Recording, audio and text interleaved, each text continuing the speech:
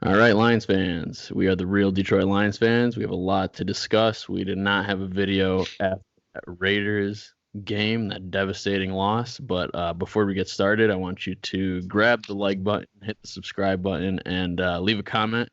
We want to know what you think about the topics we discussed to get today. We're going to get into a lot of stuff, but yeah, we want to just know your feedback about the show, about the Lions in general, how you think they're doing. And yeah, so let's get into it.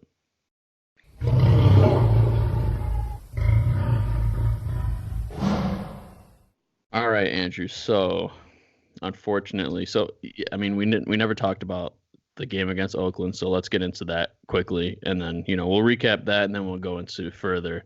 Yeah.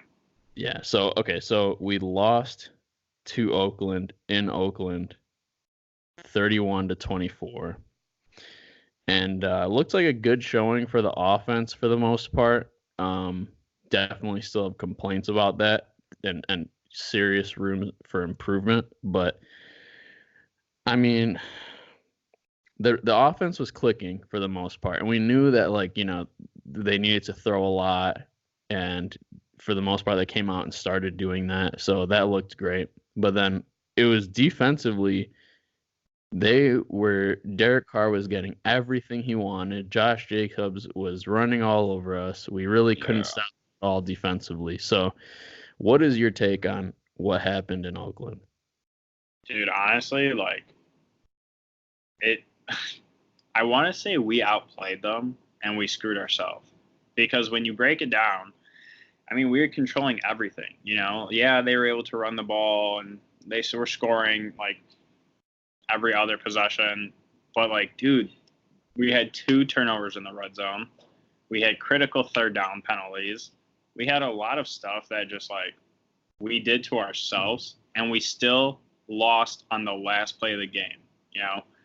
Catch that ball, it's a touchdown. You don't get stopped at the 1-yard line, it's a touchdown, you go to overtime. So we honestly just shot ourselves in the foot, and it was all self-inflicted. So it was hard to see. Yeah, and I agree with you. I definitely agree with you. It seemed like in the beginning of the game, we definitely were in control, and it was what most of us expected to happen. Stafford was just in control of the game, absolutely dominating, and then, there were, yeah, you're right, a couple of mistakes on offense. I don't agree on the defensive side of the ball, because they were seriously able to do whatever they wanted. Yeah, we had a couple stops, but it seemed like those were after our big mistakes, and they were already ahead, and things like if they really wanted it, they could have probably gotten it, is how I felt from our defense. I agree. I don't think our defense played well by any means. No, yeah, they didn't, and it's very, very, very disheartening, because Patricia's our guy. Bob Quinn brought in his guy in Patricia, and he's supposed to be this defensive guru. And Patricia brought in Paul Pasqualoni to call the defense, and we know that Patricia's pretty much the head of the defense. Even though he's not calling the plays in game, he's the head of the defense. So, and he brought in his guys. He brought in Trey Flowers, brought in the guys that he knows is going to fit this defense. Drafted Tavai, doing all these different things. Drafted Will Harris. So.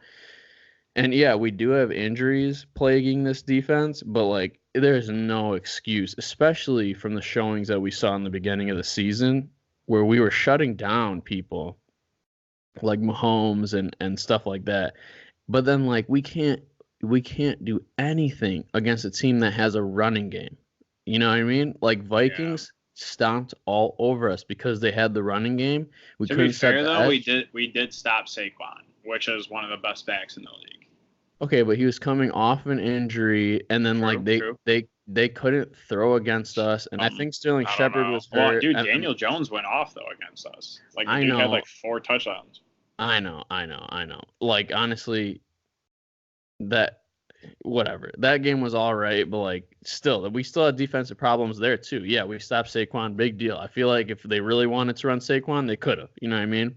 I don't know. I just feel like this defense has been a huge disappointment, and especially this defensive line, it's just been so awful. But dude, so I saw a stat. So I want to interrupt you real quick. Go I saw ahead. a stat, and in terms of pressures, sacks, and disruptions to like the pocket and all that, dude, we literally rank dead last.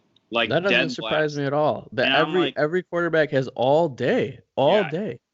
yeah. So I saw that stat and I was like, this is so disheartening because you brought in Mike Daniels, you brought in Trey Flowers, you already had Ashawn, you already had Snacks, you already had Romeo, Hand, whatever. And like, yeah, I know we've had a lot of injuries, but like at the same time, like you guys aren't even getting pressures. And Trey Flowers has been improving every game. I do like what he's been doing the last couple weeks, but it's like, dude, like there's no pressure. Even when we blitz, like this last game we blitzed, Davis couldn't get to freaking Carr. Nobody could get to Carr. And I'm like, Yeah. I mean, their right tackle went down literally like first quarter. Their center wasn't even playing. Like their O-line was banged up and we couldn't even get to them. So it's like, it's pathetic, dude. Our defense is so freaking bad.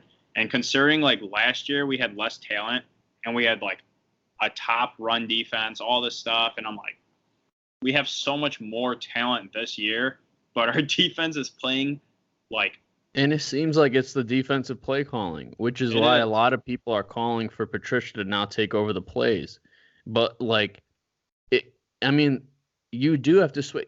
If you're playing that much man coverage, you need to get to the quarterback. You can't give them 6, 7, 8, 9, 10, however many seconds they want to throw the ball. Yeah. The pocket, like I've never seen a cleaner pocket in my life. Like every seriously. every single game. I mean, honestly, our play calling it's not that great on both sides of the ball. Defensively, it's freaking awful. I mean, yeah, they can scheme well, but like they mess up like on obvious situations, and like execution is not there, and it's probably because they don't know what the hell they're doing, or they're like, well, I should probably be guarding Mahomes from running out of the pocket, but now there's a tight end open, you know, and I'm like this last game, Tavai and the other, I can't remember which linebacker it was. It wasn't like a starter or anything. They both were like guarding the fucking, they were in the box. Meanwhile, there's like a wide receiver or a tight end like doing a fucking cross route across the field, and he's wide open on third down, so he gets a first. And I'm like, dude, one of you guys were assigned to him, you know? And I'm like, I don't know if it's just poor coaching or what, but defensively, like, it just seems like no matter what we do, nothing's working. We can't stop the run. We can't get to the quarterback.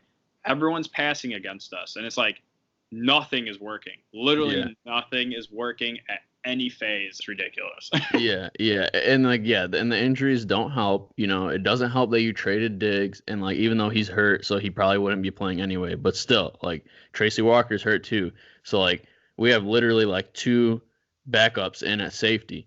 Yeah, like. A lot of things are killing us right now. And like there was a stat that's like Gerard Davis is like looking like the worst linebacker according to PFF. And it's like, dude, like he's the worst against like pass coverage, against like run defense. The only thing he's been excelling at is pressures. Yeah, pressuring and rushing the passer. Yeah. You know what? Sorry, I want to touch on that though. I saw something and they're like, should we put Gerard Davis on the edge? On the edge, yeah. And I honestly would love that. He's someone that likes to play in front of him.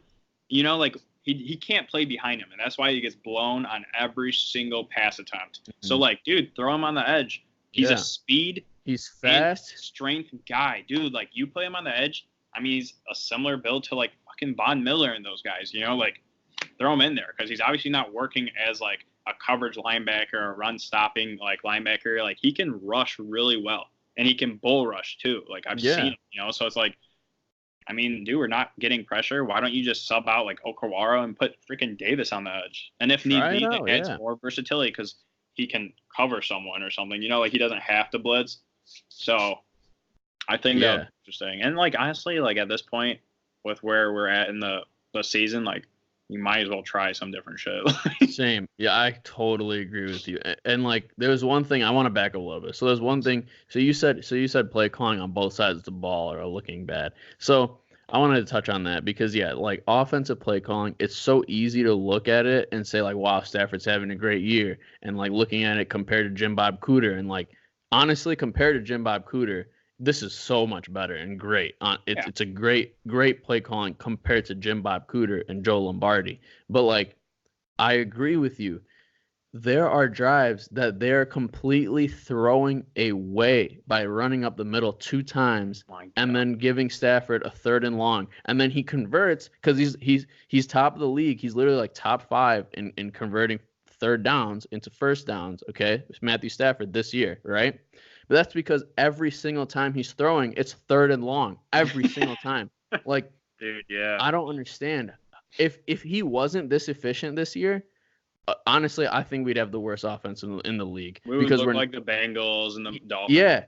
Yeah, we would. We can't run the ball, and we're trying to run the ball, and it's putting us in these 3rd and long situations every single time. Dude, I get the whole like play action thing, and a lot of our big plays this year is fake up the middle. It's a play action, throw the ball deep, cool, or it's a flea flicker. But like, you don't have to freaking run the ball up the middle every damn 1st down. Literally every single 1st down, run up the middle. 2nd down, oh, well, we gained a yard. Let's try and run up the middle. Lost 2 yards. Now it's like 3rd and 11, dude. Like, you put other like quarterbacks in the league in that situation every damn drive, they're not going to put up points, you know? Yeah. And on top of that, our defense is not executing. So, like, you literally need to be as efficient as humanly possible on offense to get wins, because your defense is not getting any stops. So why are you putting yourself in those situations? If you want to establish a run game, do how the Patriots do. Do how, like, the Saints do. Dude, fucking dump the ball off to your running back in open space and let him do something. It's the equivalent, you know? And they have more open space. They don't have to run through 6 defenders minimum, you know? So, like, the shit's stupid. And Bevel, don't get me wrong, we're scoring a lot of points, but we could be scoring a lot more and be more efficient and less predictable. Because, like, as a fan sitting on my couch watching TV, I should not be able to know that what the plays are doing. And, for instance, that 4th down and goal with the last play of the game, I'm like, oh, great. You pulled Marvin. You pulled Kenny Galladay. No Danny Amendola. No fucking Hawkinson, because he took a huge hit for a defenseless and you're throwing to Logan Thomas. Yeah, and I'm like, wow, I wonder what they're going to do. Run the ball against one of the top run defenses when our run offense sucks, or do a little play action pass. I'm like, oh, wow, they're going to do a play action pass. And what happened? Fucking incomplete, because the whole world knew what was going to happen. Yeah, because they're not going to run the – dude, we can't run for crap. You think they're going to run the ball with one play left? First of all, like, honestly, so when Oakland called that timeout, the announcers were like, "Oh my God, line bailed out." In my head, I was like, "Oh no, dude!" I was like, I wish that they would have just did a hurry up play call before the clock ran down with no timeout, because I think we would have caught them off like on their heels, and like I think Stafford would have just made it happen with the people that were on the field. Oh, 100%. Yeah, instead they throw in this dumb like power run set or jumbo set, whatever they call it, dude. Oh my God, like I was furious after that play, but you know he's gotten a lot. Bevel's gotten so much crap for that, so like you know he's had to like you know they've had to like talk about it in interviews and stuff, and it's like dude, he knows. And well, dude, you have Marvin Jones, you have Danny Amendola, and you have Kenny Galladay, which all game was torching their secondary. So why are you forcing Stafford to throw the ball immediately instead of letting him have a shotgun? Let shit develop, and that's when the defense breaks down. Defense breaks down in those situations. Stafford fits it in, touchdown. But instead, you're like, we're going to hike the ball and throw it immediately and hope to God our 3rd string tight end catches it. Yeah. Stupid shit. So stupid. Yeah, which brings me to another point. Is Darrell Bevel the worst goal line play caller of all time? You lost the Super Bowl, bro. Like, wasn't he the one with Brett Favre too on the goal line with Minnesota? I don't know. Bro, I swear to God. Anyways, the worst. And like, he's one of our best offensive coordinators we've had. Yeah. It's just like, dude, you're so creative. Why are you not using that all the time? You know, like he'll bring shit out in the second half. I'm like, whoa. Yeah. Where the hell was that? No, I'm sorry, the first half, because we don't do anything creative in the second half. And I'm like, dude, that's dope as fuck.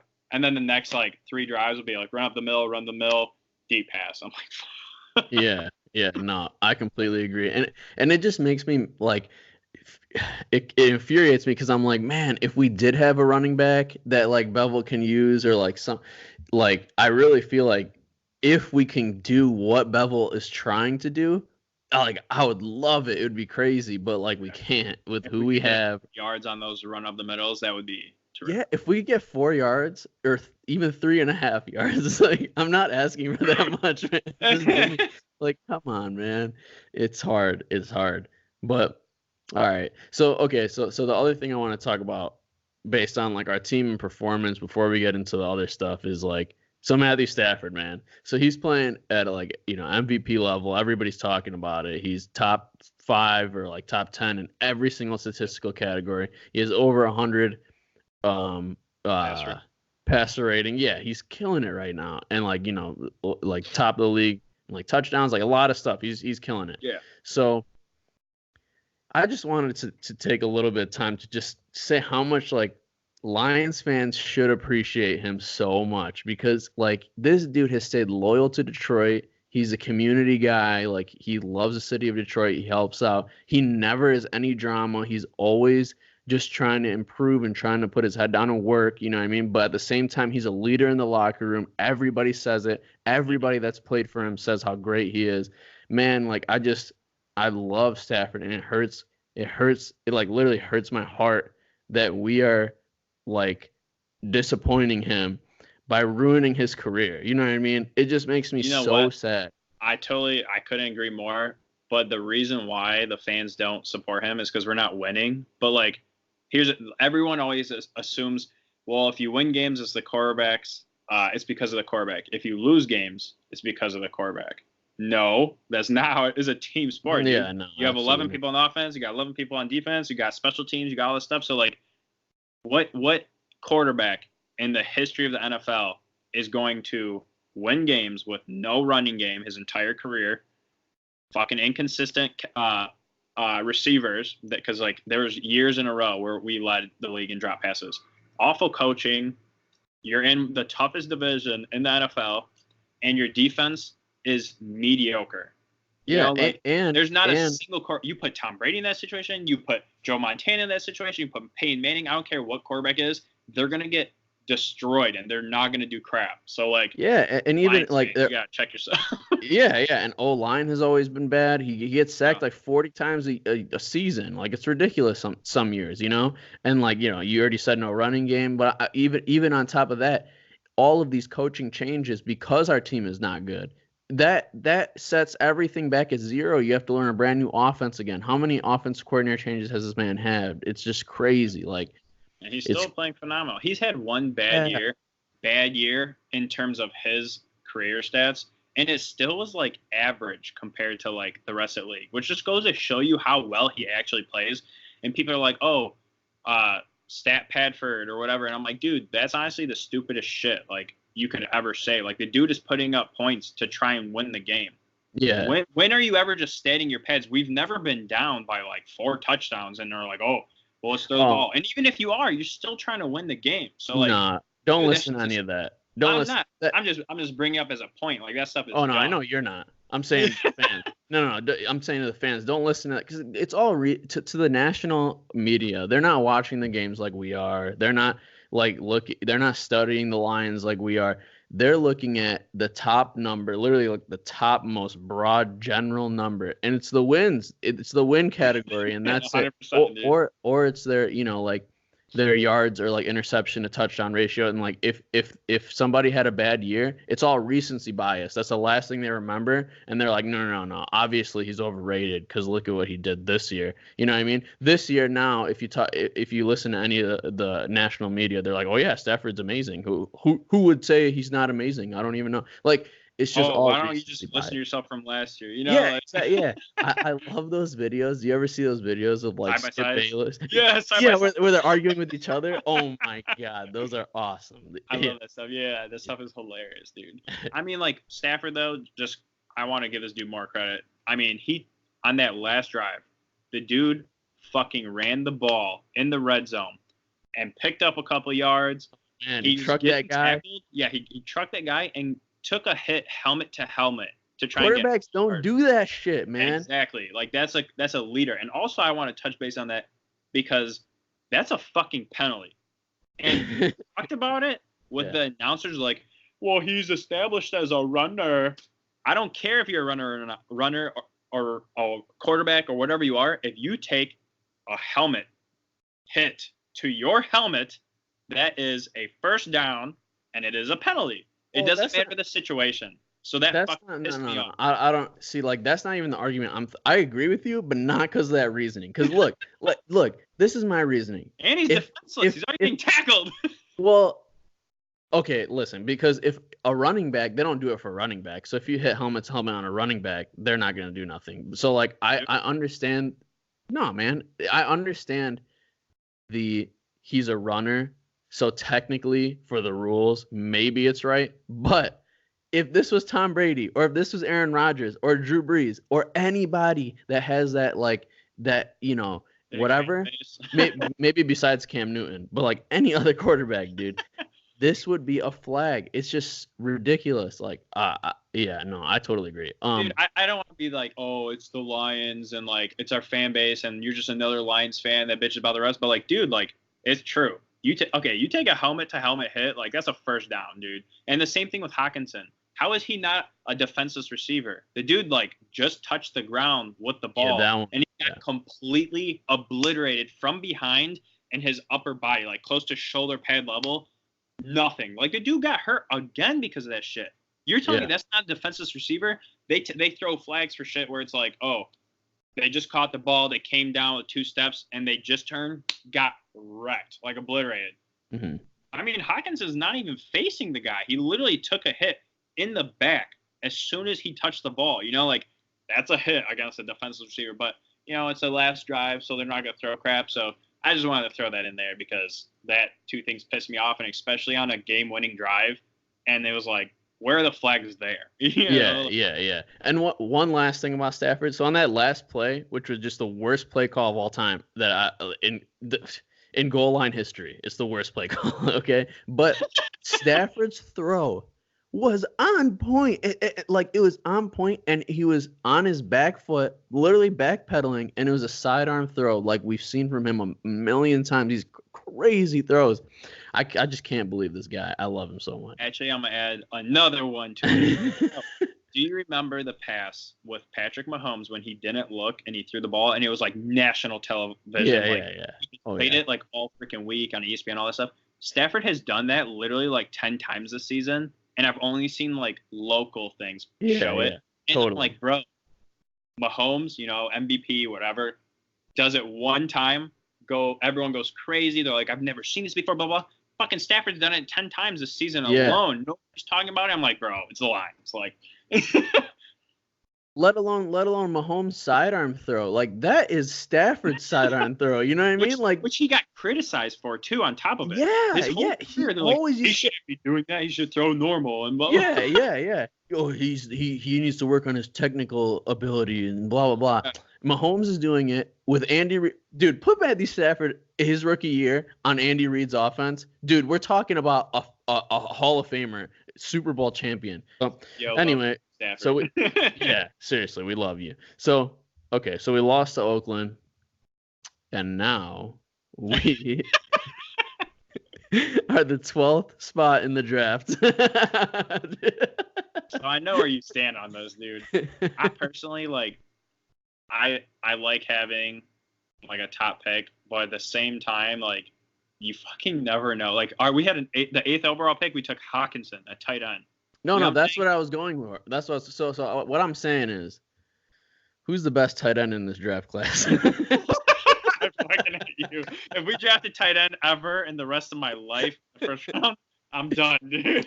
I'm gonna be like a Quidditch fan or some shit. Dude, like, well, it's an honest thing because look, okay, so this is gonna get us into our next topic, which is Bob Quinn's performance over his 4 years as the GM of the Lions, right? Dude, okay.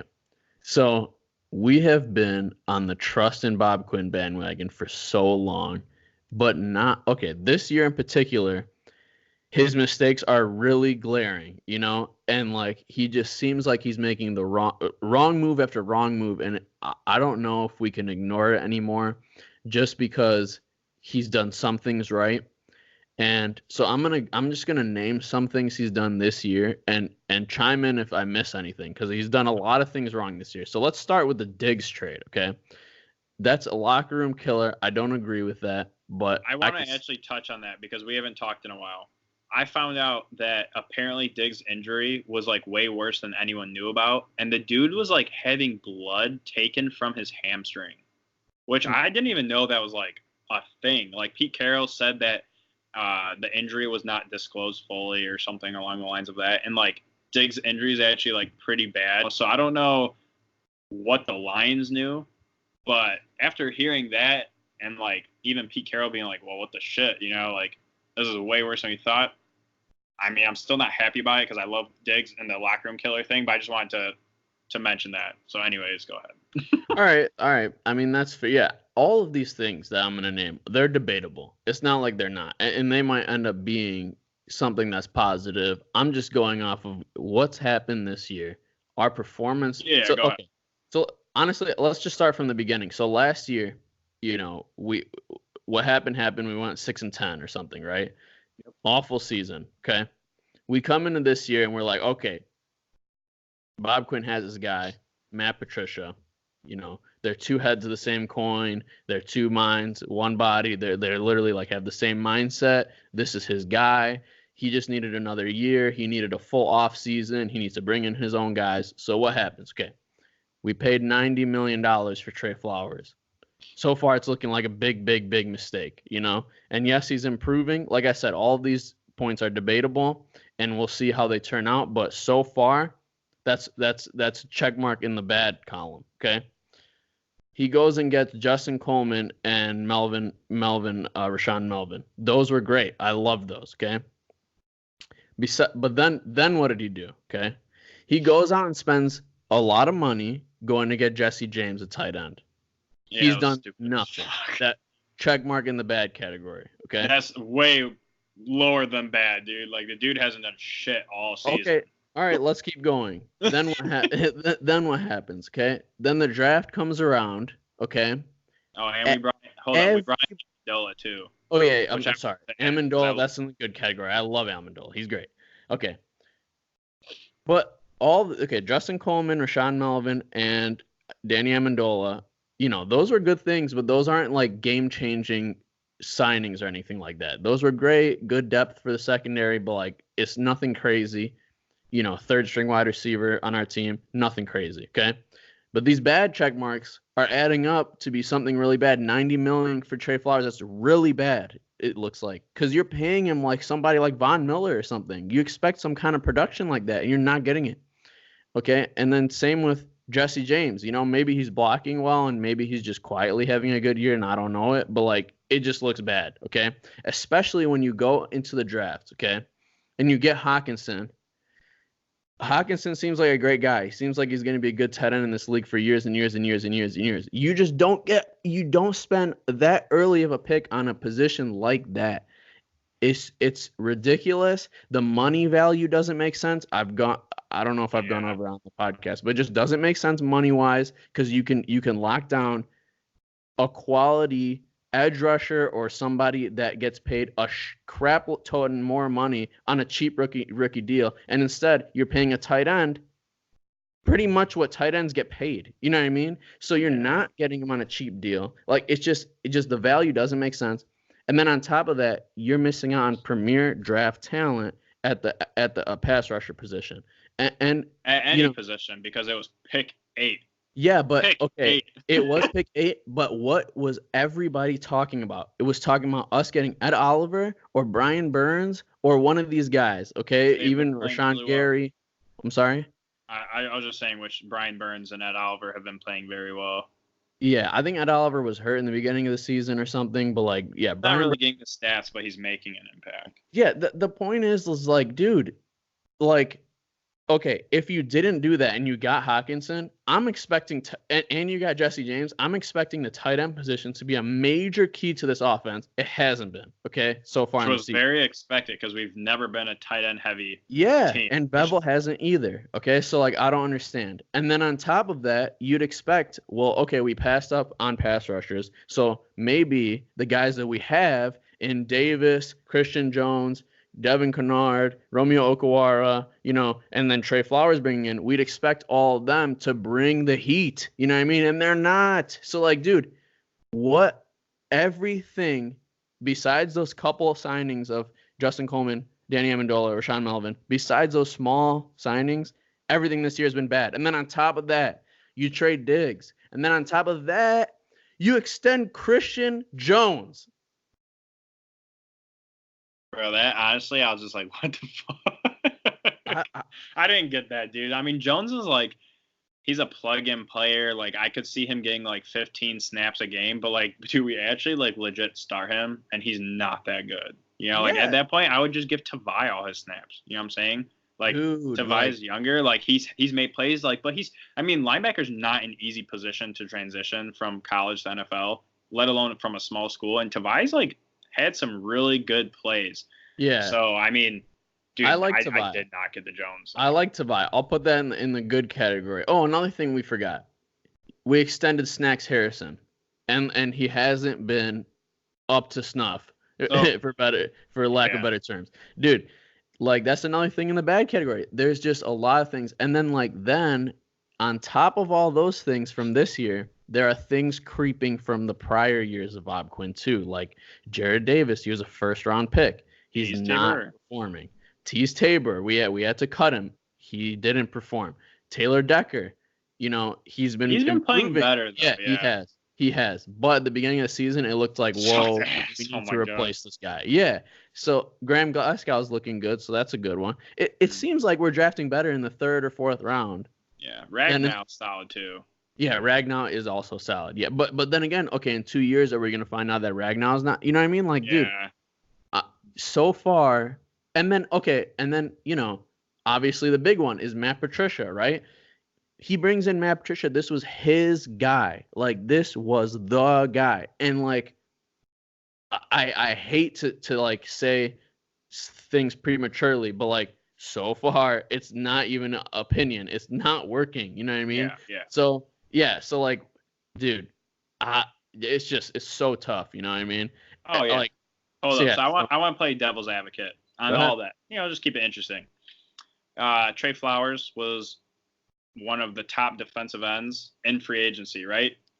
We all knew he wasn't big on sacks and like numbers and whatever, but he was a smart player. He knew how to play the run. He knows how to get pressures, stuff like that. High football IQ, good locker room guy, whatever.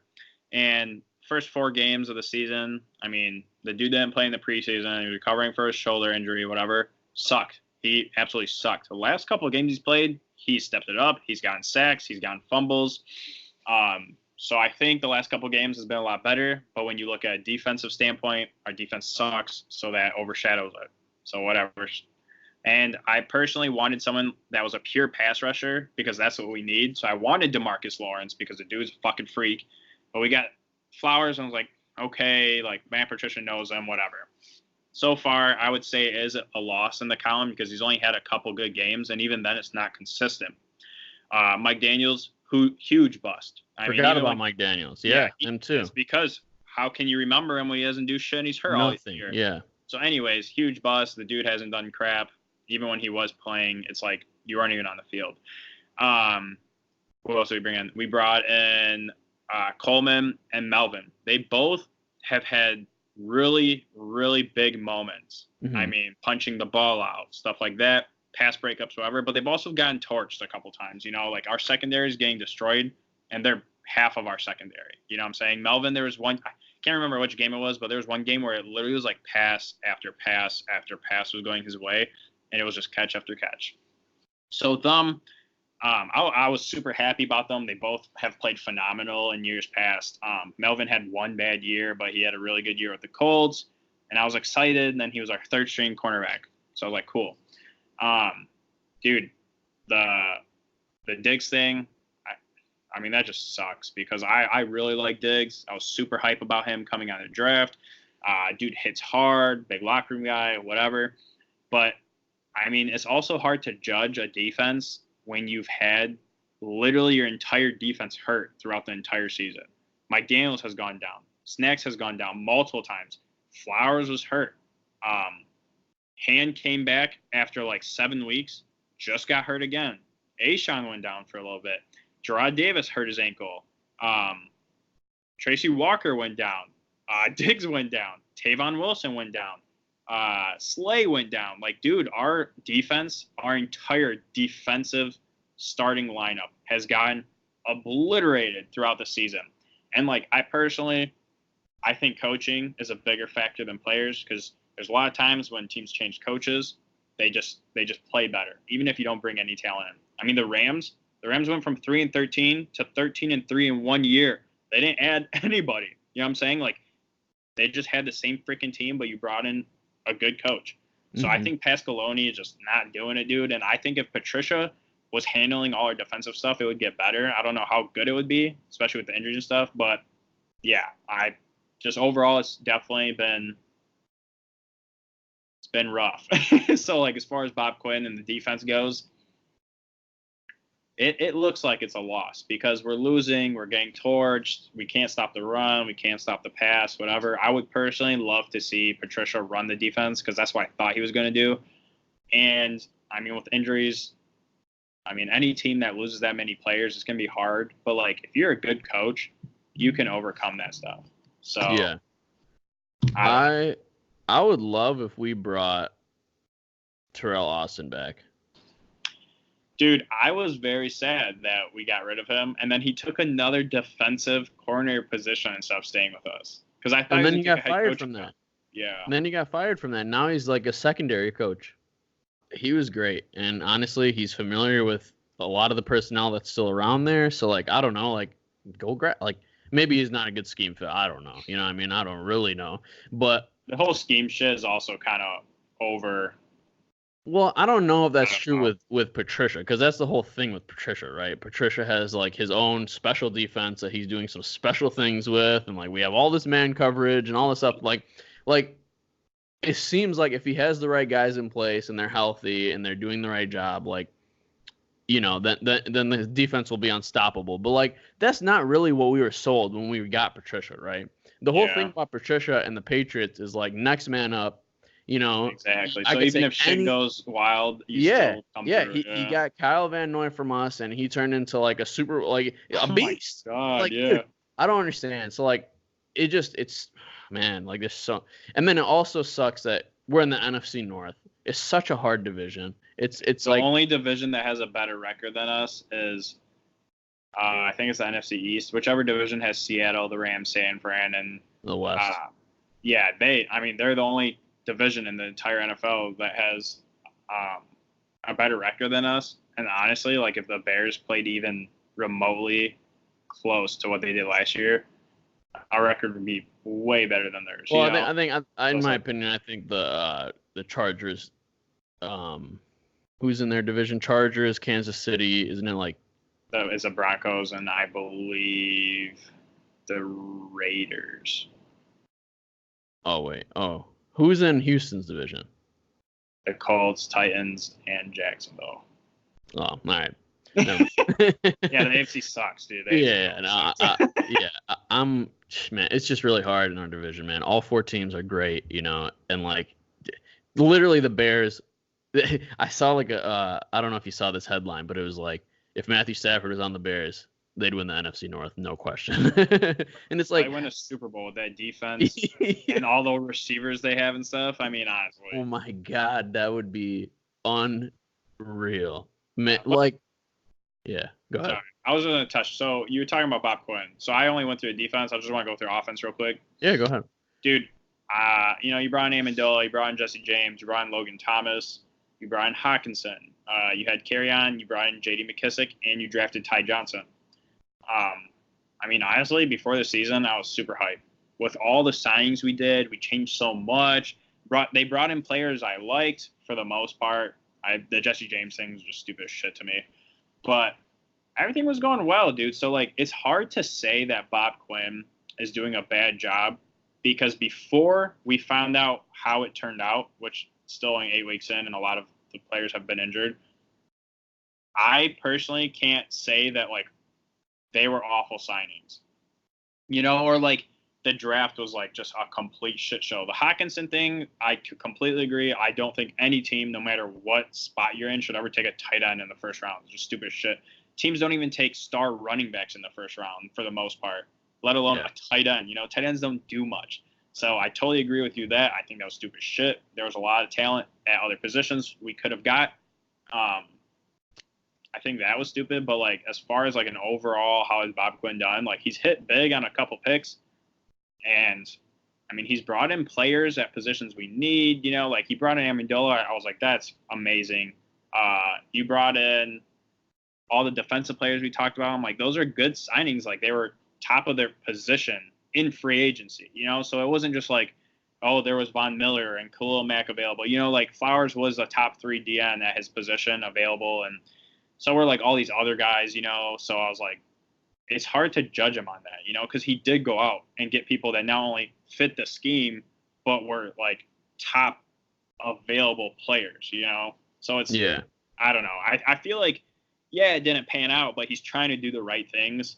But I definitely think defensive coordinator needs to fucking go. Dude, Pasqualoni's not getting it done. So him and the D-line coach need to go. Like, whatever you guys are doing is not working, dude. We had one of the top run defenses last year. You extend Snacks, which I was like, cool. If we can stop the run, that's the first step, you know, in a good defense. Now we can't stop anybody. Snacks sucks this year, all this stuff. So I was like, it's just not panning out, you know, like. Yeah. No, I'm with you. Things just haven't gone our way. And like, you know, it's easy to like look at results and say like, yeah, like look, hindsight's 2020, right? Like, yeah, all these things were bad decisions. But yeah, you're right. They weren't at the time. And honestly, we began the season really well. Like we could have definitely, like we've talked about it before, we could have definitely got the win over Arizona.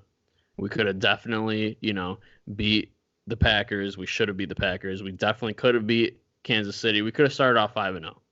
So it's difficult. And then but then what's even more difficult is, yeah, we went through all those hardships, and then we come to a week like this, and we're gifted something special in the Packers losing, in Minnesota losing, in the Bears losing, the whole division lost. They're literally giving you a chance to jump in. Like, forget all the heartache that happened in the past. Forget all that. And you just beat the Raiders, and you're in the thick of it. And then the rest of the season, you have like multiple division games ahead of you, and like other games that are definitely winnable against like Tampa Bay, against like other people. Dude. And we blew it. We didn't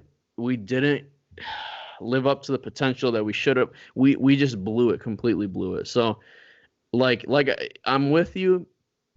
I'm looking forward though. Like, so honestly, I'm just looking forward because this season's done now.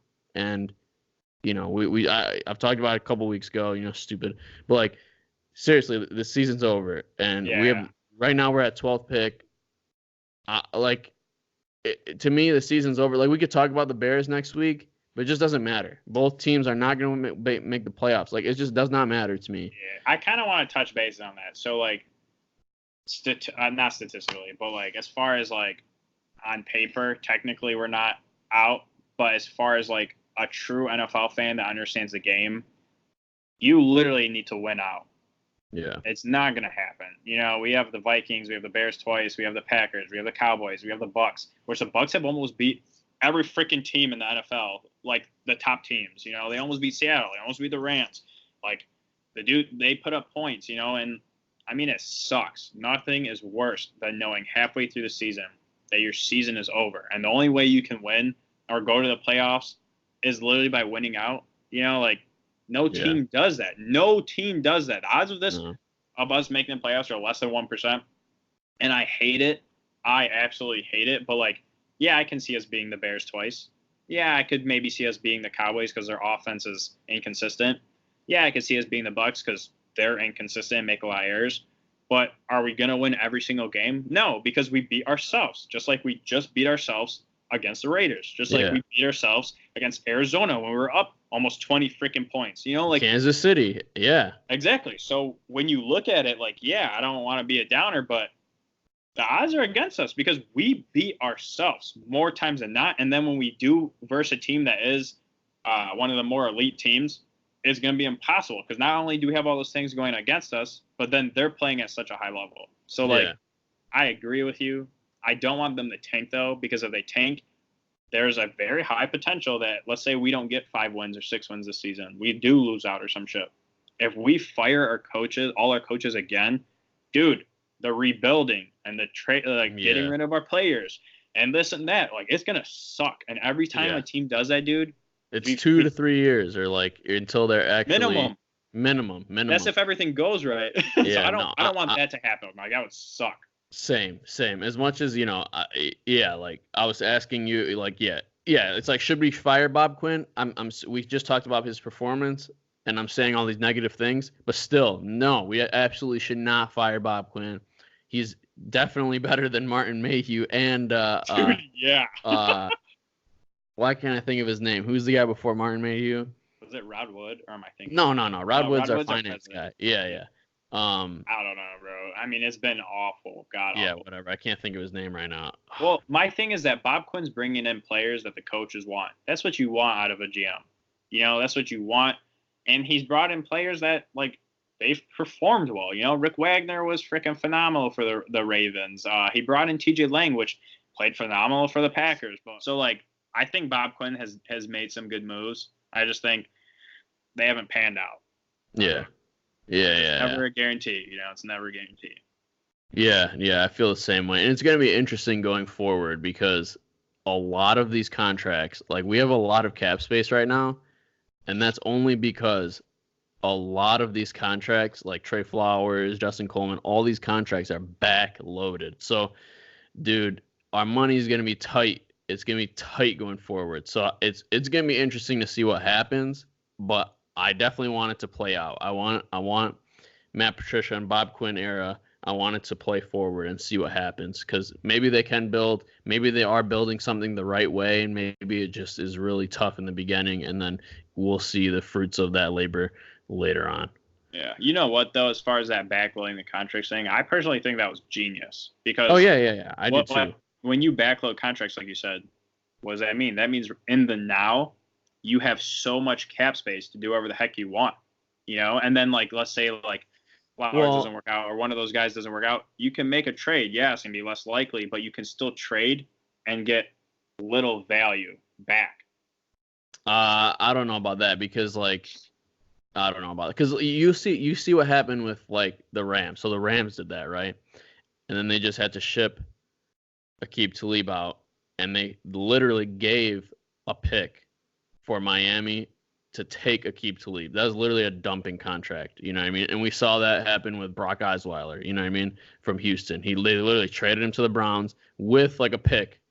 Literally, they were like, take this pick just to take this player. Yeah, and but, like, that's not what you want to see.